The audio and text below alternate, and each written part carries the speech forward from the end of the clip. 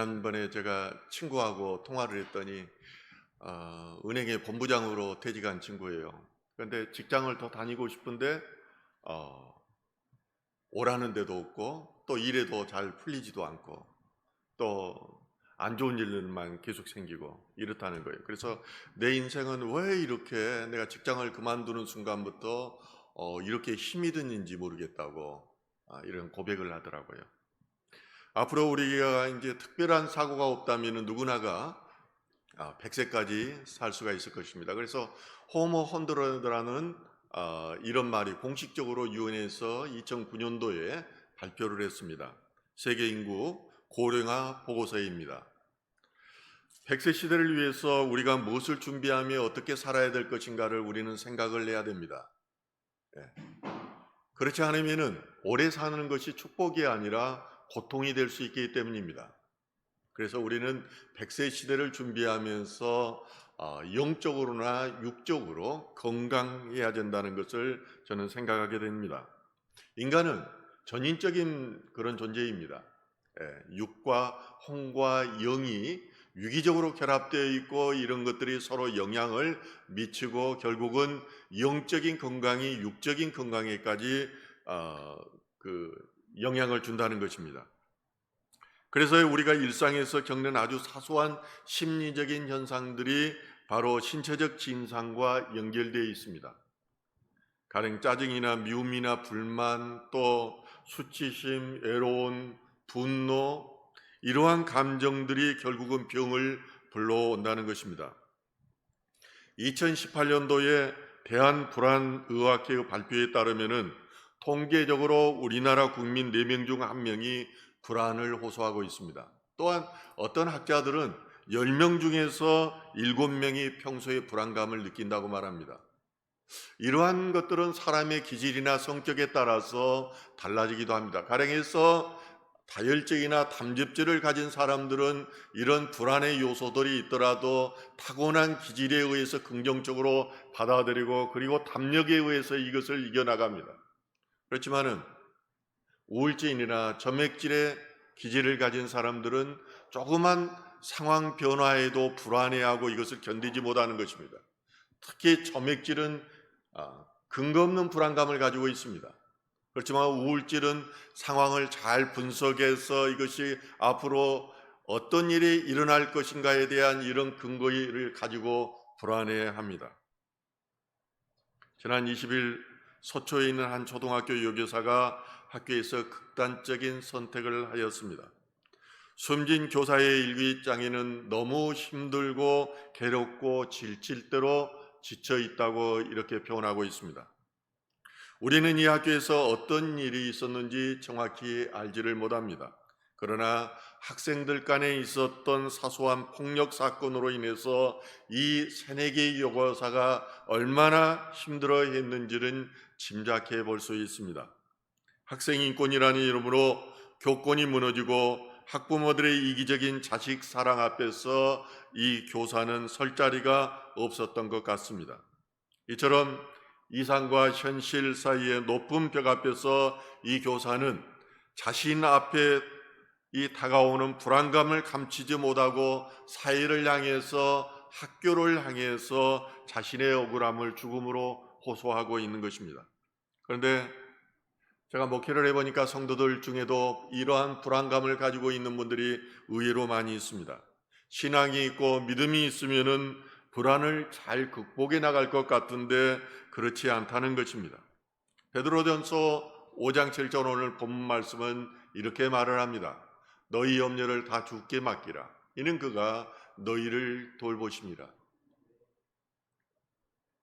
이 말씀은 제가 깊은 염려 가운데 있을 때 아프리카 선교를 갔을 때 주님께서 직접 저에게 이 구절을 보여주었던 그런 내용이기도 합니다. 인간에게도 오는 염려와 불안은 근본적으로 죄 때문에 오는 것입니다. 아담과 하와가 하나님께서 먹지 말라고 하는 이 선악과를 따먹고 나서 그가 두려움 가운데 있었고 하나님의 눈을 피하여서 숲속으로 숨었던 것입니다. 이처럼 불안은 하나님의 명령을 위반한 인간이 하나님과 관계가 단절됨으로써 오는 것입니다. 또한 불안은 인간이 불완전한 존재임을 간접적으로 증명하고 있습니다. 인간이 완전하다면은 불안할 이유가 아무것도 없기 때문입니다. 그래서 미래에 대해서 모르기 때문에 인간은 불안해야 하는 것입니다. 세상에 나가보면은 의외로 많은 기독교인들이 점집을 찾는 것을 볼 수 있습니다. 어떤 신학생들은 점집에 가서 내가 앞으로 목회를 잘 할 수 있는지를 묻는 사람도 있다고 합니다. 그런데 이것은 아주 대단히 하나님 앞에 큰 죄를, 우상숭배의 죄를 짓는 것입니다. 이처럼 인간들은 필연적인 죽음에 대한 불안, 그리고 미래에 대한 불안, 또한 막연한 생존에 대한 불안감을 가지고 있습니다. 그래서 실존주의 철학자 사르트는 불안이란 인간의 불완전하다는 그런 계시라고 말합니다. 인도 설화에 이런 이야기가 있습니다. 한 마술사가 아끼는 쥐가 있었습니다. 그런데 이 쥐는 평소에 늘 불안해하더랍니다. 너 왜 그렇게 불안해하니? 그래서 그랬더니 이 쥐가 하는 말이 고양이가 늘 두렵다는 거예요. 그래서 불안하다는 거예요. 그래서 마술사가 이 쥐를 고양이로 만들어 주었습니다. 그랬더니 그러함에도 불구하고 이 쥐는 또 불안해하는 것입니다. 왜 그러냐고 물어봤더니 이제 이 개가 자기를 위협한다는 것입니다. 그래서 마술사는 이 쥐를 사랑하는 마음으로 그를 개로 만들어 주었습니다. 그랬더니 처음에는 좀 안정을 잡는가 싶더니 얼마 되지 않아서 또 이 개가 불안해합니다. 왜 그러냐고 물었더니 호랑이가 두렵다는 것입니다. 이제는 마술사가 그 이 쥐를 호랑이로 만들어 주었습니다. 그런데 모든 짐승 중에서 가장 용맹스럽고 뛰어나다는 호랑이가 되었음에도 불구하고 그는 불안한 감정을 감추지를 못했습니다. 왜 그러냐고 물었더니 포수가 자기를 죽일까 두렵다는 것입니다. 결국 이 쥐는 호랑이에서 쥐로 다시 변화되게 되었습니다. 이처럼 불안해하는 성향이 있는 사람은 어떤 상황에서도 불안해야 합니다. 그런데 성경은 늘 불안한 존재인, 하나님을 떠난 존재인, 죄 가운데 있는 존재인 우리 인간을 향해서 모든 염려와 불안을 주께 맡기라고 말합니다. 여기서 맡기다는 표현은 던지자는 의미를 가지고 있습니다. 내가 그 불안을 안고 있지 말라는 것입니다. 절대자이며 너의 과거와 현재와 미래까지로 추락하시는 그 주 예수 그리스도께 모든 것을 던져버리라는 것입니다. 예수님께서 십자가에 달리시고 나서 제자들이 얼마나 불안해했겠습니까? 의지하는 대상이 갑자기 사라져버린 것입니다. 잘못하면 자신들도 정치적으로 몰린 그 예수와 함께 공범으로 몰려서 이제 처형을 받을 그런 운명에 처해 있습니다. 3일 만에 부활하신 예수님께서 제자들을 만나서 하신 말씀이 평안하뇨라고 물었습니다. 그리고 주님께서 제자들을 향해서 평안하라고 말씀하셨습니다.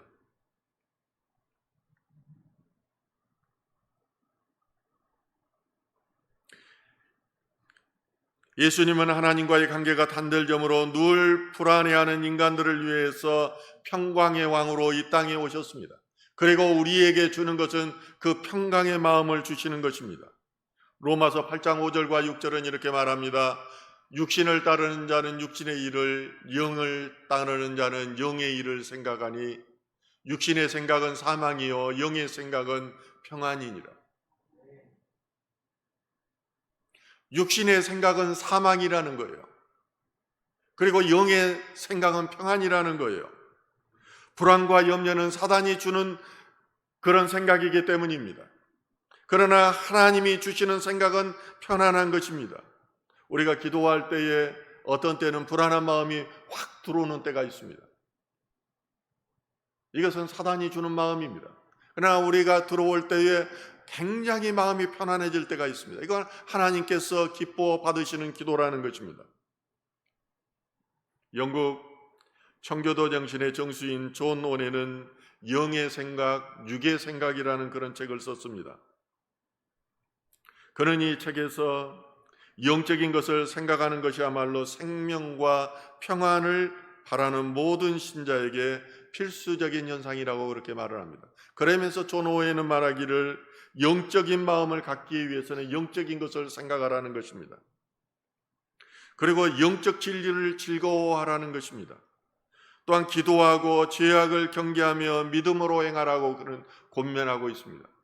우리는 보이는 현상들이 우리에게 불안의 요소들을 주는 것 같지만은 이 배후의 영적인 것이 나의 본질이라는 것을 알아야 됩니다.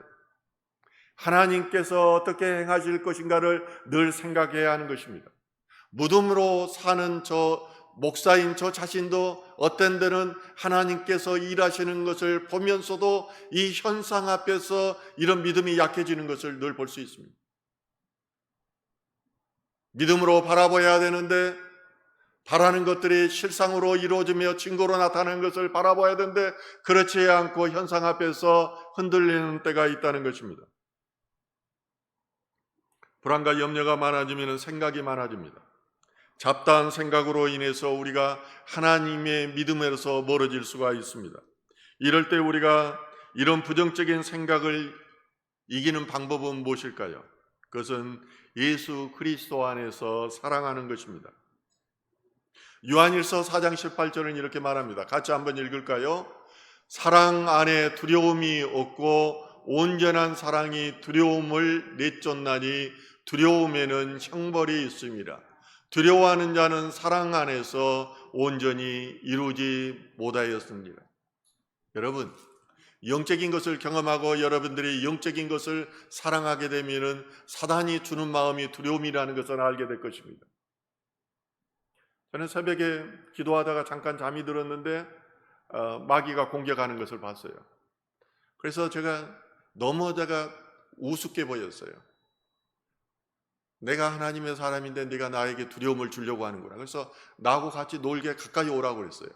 그랬더니 갑자기 사라져 버리더라고요. 저는 그때 알았습니다. 아, 사단이 주는 마음이 두려움이구나. 하나님을 믿는 사람에게 이 두려움과 불안을 줘가지고 하나님으로부터 멀어지게 하는구나. 그렇지만은 하나님은 그런 분이 아닙니다. 그분은 사랑이시기 때문에 우리에게 사랑의 마음을 주는 것입니다. 이 사랑이 우리 안에 있으면 두려움이 내쫓아진다는 것입니다.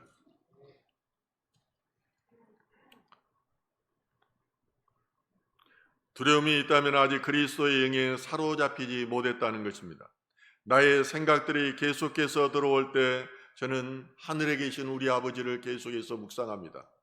하늘에 계신 우리 아버지를 생각하면서 이것을 7번이고 8번이고 계속 되뇌입니다. 그래서 그래도 생각이 떠나지 않으면 일어나서 기도합니다. 오늘 본문에서는 두려움과 염려를 이기는 방법으로 주께 맡기라고 말씀하십니다. 왜냐하면 주님께서 너희를 돌보시기 때문입니다. 아멘입니까? 이걸 믿어야 됩니다. 저는 답답할 때도 어쩌냐면 예배 가운데 있으면 여러분들이 느껴져요. 심령 상태가 느껴져요. 너무 답답해요.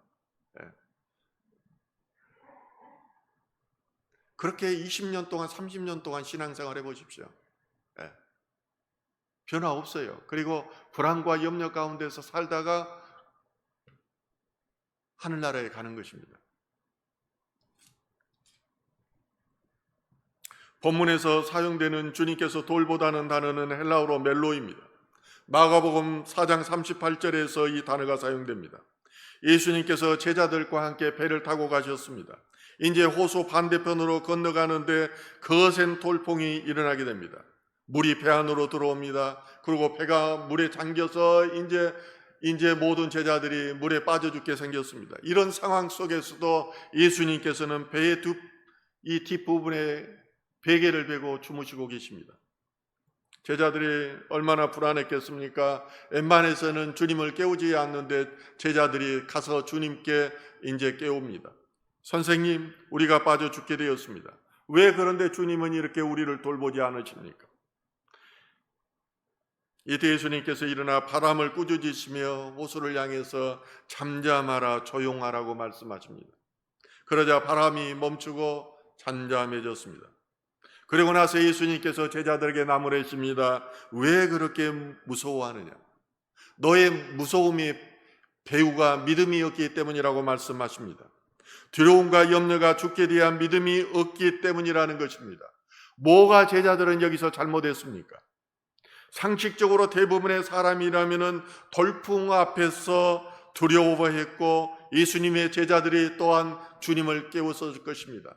그러나 진정으로 예수님이 하나님이셨다는 사실을 믿었다면은 죽음 가운데서 구원하시고 또한 죽더라도 살리시는 분이 예수님이라는 사실을 저들이 경험했다면은 이렇게 하지 않았을 거라는 겁니다.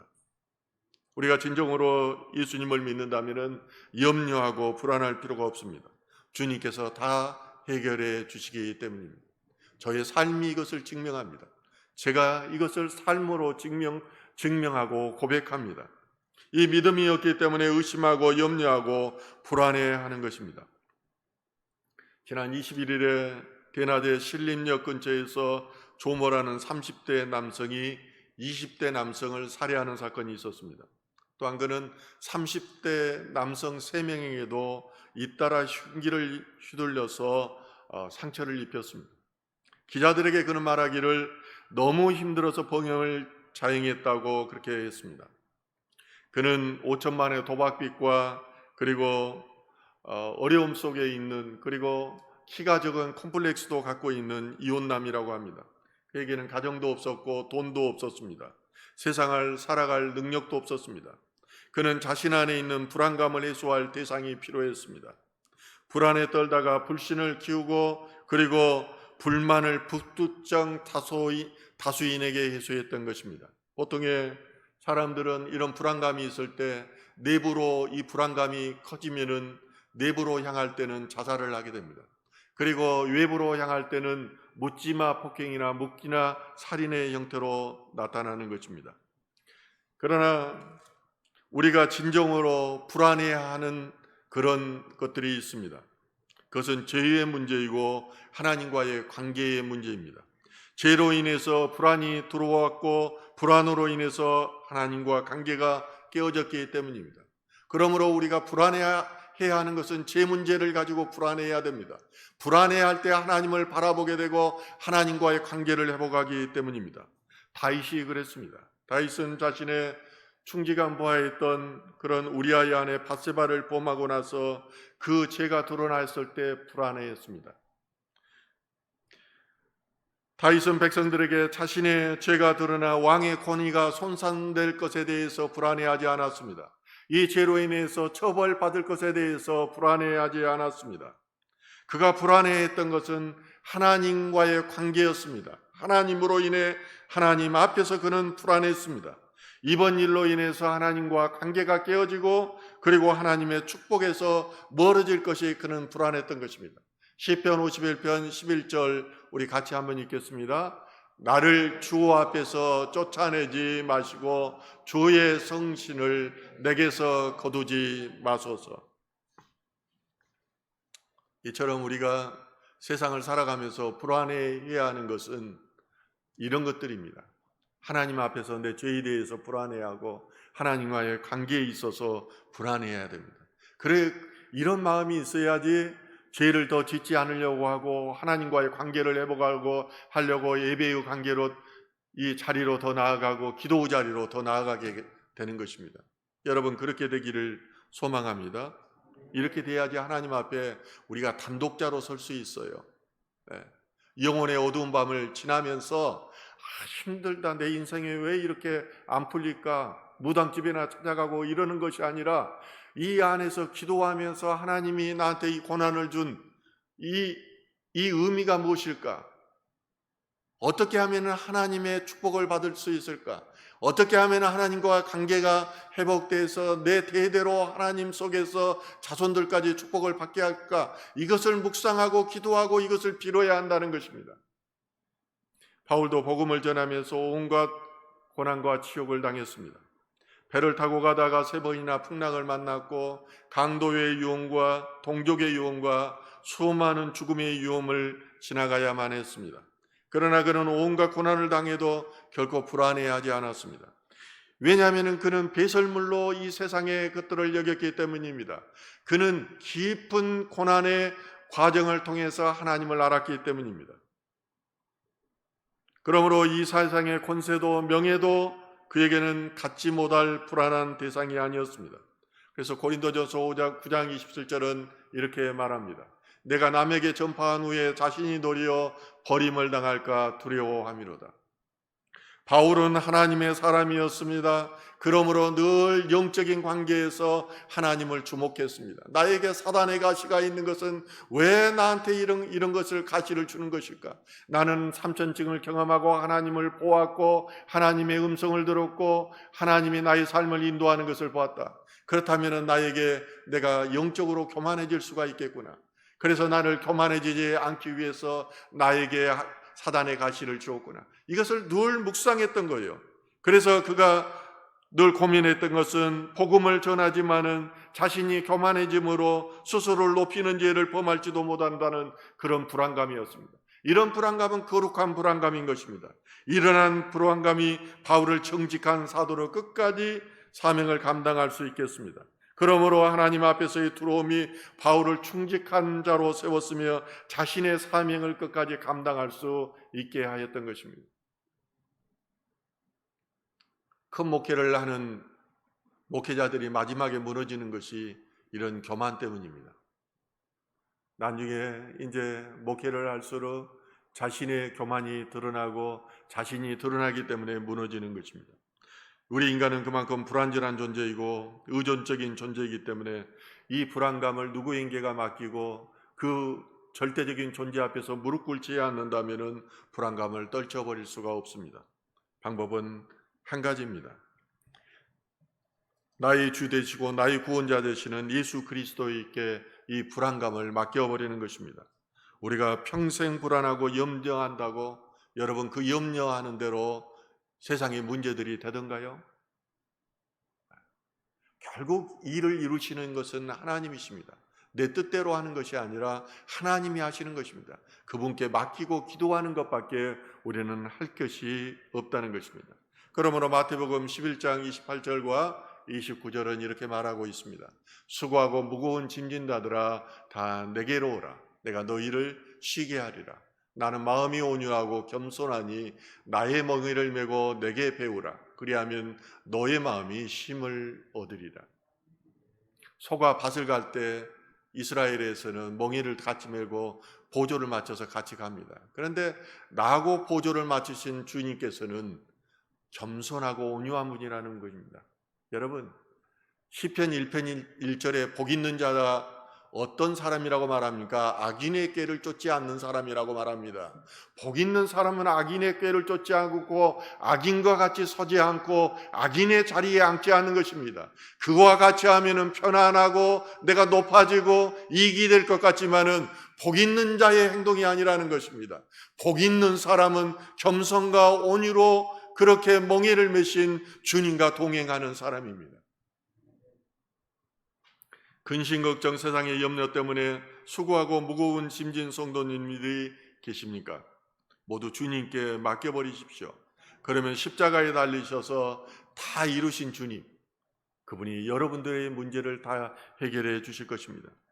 우리는 생각을 타고 들어오는 불만과 염려를 들어오지 못하도록 할 수 없습니다. 예배 가운데 오면은 저한테도 막 생각들이 마귀들이 넣어주는 생각들이 많습니다. 예배를 방해하기 위해서입니다. 이 생각들을 우리는 완전히 내쫓을 수는 없습니다. 그러나 이것들이 둥우리를 치지 않도록 할 수는 있습니다. 계속 예수 이름을 힘입고 예수 보혈의 피를 힘입어서 그런 것들이 우리를 사로잡지 못하도록 우리는 할 수가 있다는 것입니다. 그 방법이 바로 주께 맡기라는 것입니다. 이것이 믿음입니다. 그러면 전지전능하시며 우리의 과거뿐만 아니라 우리를 선택하시고 미래의 하나님 나라 천국을 우리에게 예비하신 그 하나님께서 우리를 책임져 주실 것입니다. 내 안에 있는 불안과 모든 염려를 주께 맡김으로 평안과 쉼을 얻는 저와 여러분 되시기를 주님의 이름으로 축원합니다. 여러분